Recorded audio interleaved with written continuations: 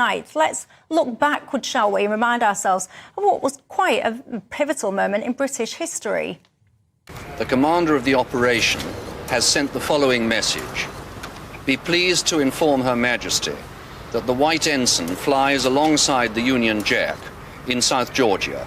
God save the Queen. What happens next, Mr. Nott? Thank you very much. What's your reaction, Rejoice at that news and congratulate our forces and the Marines. Are we going to declare war? Yes, do you remember that? That was the then Defence Secretary John Nott and, of course, Margaret Thatcher. They were rejoicing, one of the key moments of the Falklands War. I do have to love her manner with the press there. Can you imagine Rishi Sunak talking like that to the media? Some would say perhaps they would appreciate if he did. Anyway, fast forward to today, and you'll be familiar with the fact we've got a new president in Argentina. He's called quite a few things by a few people. Here he is, waving a chainsaw around.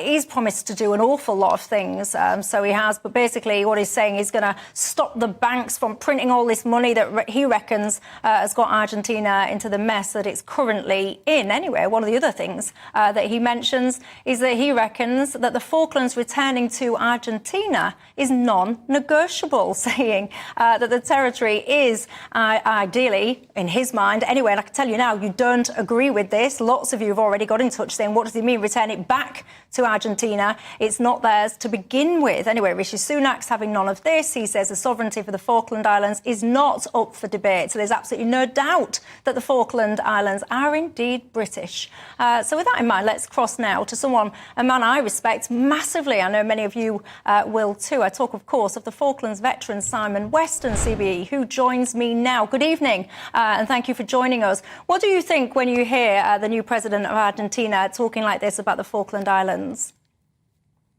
I think he's quite deluded, really. He needs to understand that they were the nation of states. They were never even a country when he claims that they were in charge of it. The fact is that the Falklands is an independent territory that chooses whose sovereignty they live under.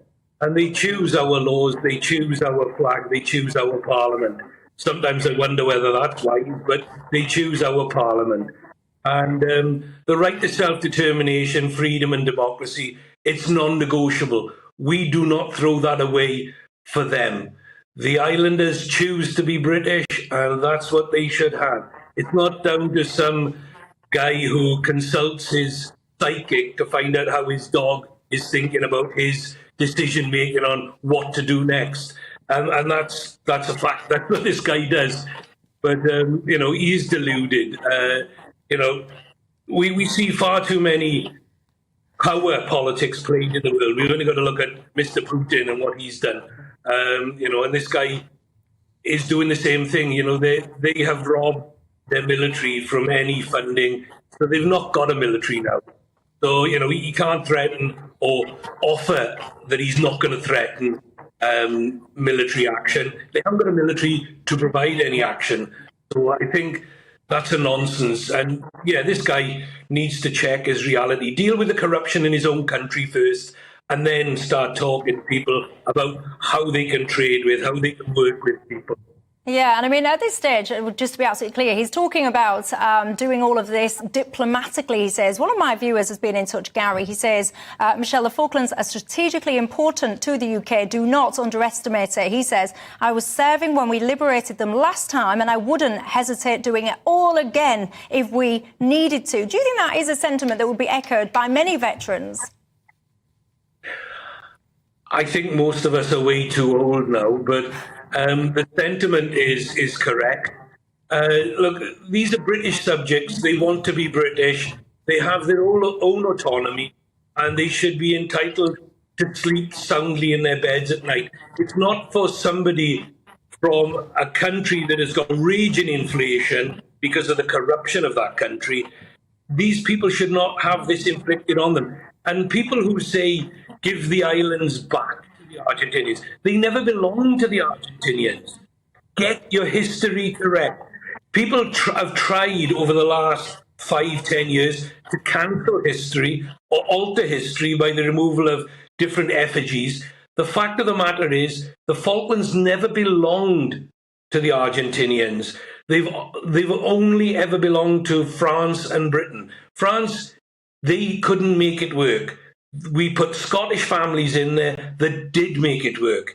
And the fact of the matter is, the islanders have had a referendum where 97% of the islanders said they wanted to remain under British sovereignty.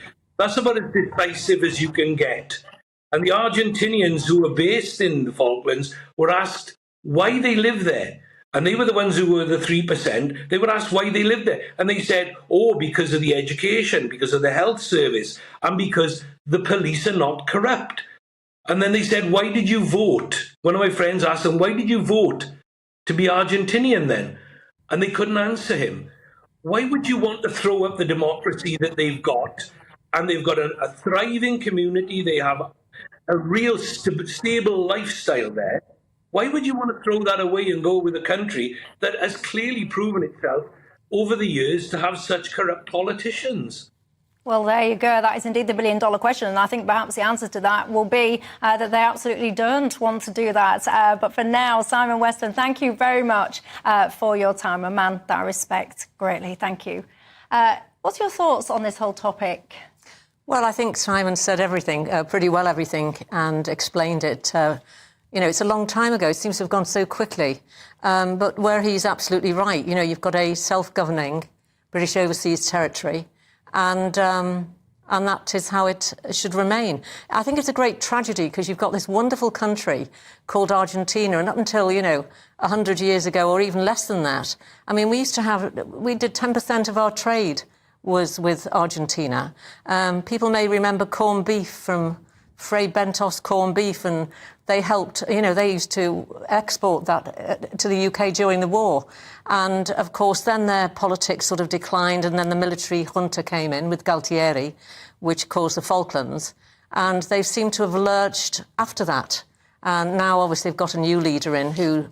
It's not up for debate, but I'm not surprised at all because very often in these countries there will be a specific subject that they'll use. Yeah, Grant Shapps as well, he was talking tough on his Twitter today. He was basically having absolutely none of it, I can tell you that. Atul, what do you make to it all?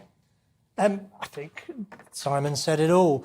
The one question I would have, even though the Argentinians don't have much of a military, you can fit our entire army now into Wembley Stadium and still not fill Wembley. We don't have carriers that can operate independently of French equipment and French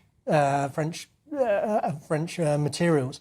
So even if this slightly loopy-looking character who's now come to power in Argentina put 10 troops down, what would happen? Well, what would happen? Because if you'd have gone back, I don't know, say 2 years ago and say, what do you think ever in this country this would happen, that would happen? Most of the stuff that's happened in this country over the last few years, you wouldn't have been able to make up. So these days, I actually don't rule out anything, which is not a good position to be in. I dread to think what might happen. This fella, by the way, this Javier that we're talking about in Argentina, he's referred to often as El Loco, the madman. Just to give you an idea of some of his policies, they are pretty out there, I can tell you now. He apparently, although he disputes this, apparently he wants to make it able to sell body parts, organs. He says that isn't one of his policies, but many dispute that and say it absolutely is. He wants to ditch the local currencies. He wants to privatise the state energy company. He wants to abolish abortion. He's really been described as quite far right, isn't he? Well, the thing is, if the title read, we have a new far-left president for Argentina, it's never really a debate if somebody's far-left. They're always described, get all of these lunatics that are elected in places at times, they're always described as a far-right. Well, we get that. He is far-right. But don't forget... There are far-left. Of course there are. They're dictators, and they are, and like Stalin Stalin wasn't far-right, but he was still a dictator. Do you see what I mean? You get these extreme characters, and then, of course, you've got all of these things he's apparently going to do. We have no idea. I mean, fortunately, we don't have to select the president of our country in that way.